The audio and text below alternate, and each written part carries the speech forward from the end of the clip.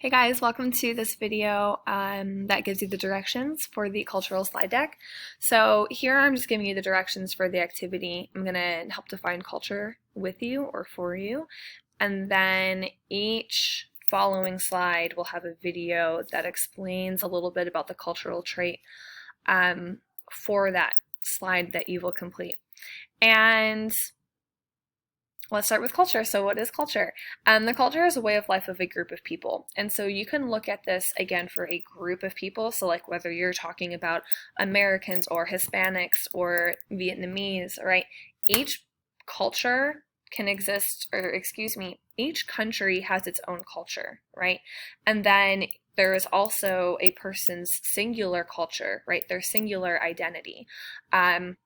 Both of which are made up of cultural traits. So the second line here says the culture of a person or a group of people is made up of cultural traits.